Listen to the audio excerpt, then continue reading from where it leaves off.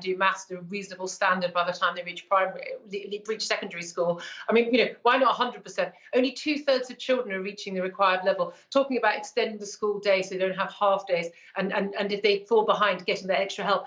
These are things that in a first world rich country should be a given. We should have been doing this already and offering extra tuition to pupils who've fallen behind over the last years. Again, we should never have closed schools, ever. He's admitted that we should never do that again. It was the wrong decision. But we did it twice in this country for months on end. The poorest children, the kids from most disadvantaged homes, they missed out the most. And those are the ones at the sink schools which aren't actually helping them recover. I don't think we can count on children's resilience this time. I think we have failed millions, not thousands, millions of children, and we need to spend a lot more money of our annual budgets on educating young people who've missed out so much, and focusing on making sure that we have a first-class schooling system for a first world nation. I think this is going to be a devastating impact on our whole country in years to come if we don't act right.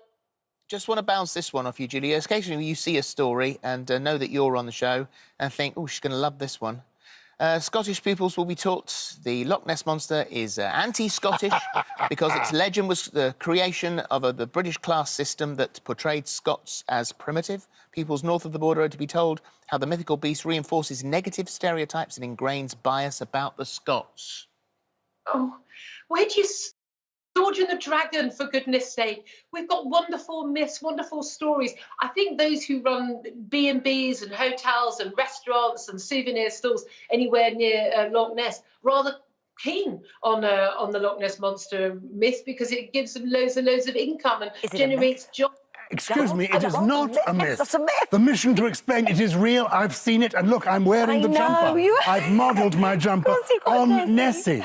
It's a wonderful advertisement for Scotland, nature, history and everything. We love Nessie. But the history is part of the problem, apparently. Yes. I think we've just got to be much more relaxed about everything, to be honest.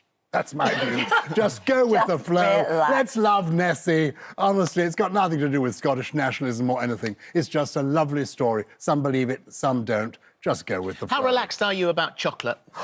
Now, would you explain what this is whilst I get it out? This is a chocolate bar that has got crisps embedded in it. I mean, this really does sound like something that's floating in the bottom of my handbag that's happened by accident. However, there is bits of chocolate here. It's got, I think this has got cheese and onion in it. There's also a ready salted and a salt and vinegar version. Well, don't you love chocolate and nuts? Don't you find that? I do like chocolate and nuts. So let's be open to this. Let's be open.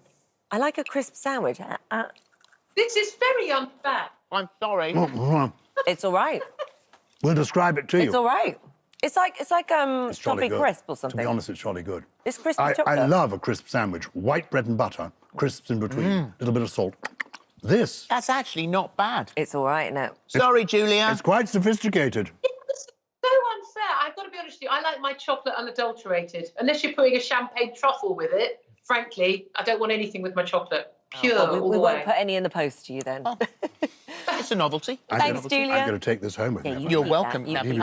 Keep some for the teddy bear. Just a word about today's phone-in. We've obviously been discussing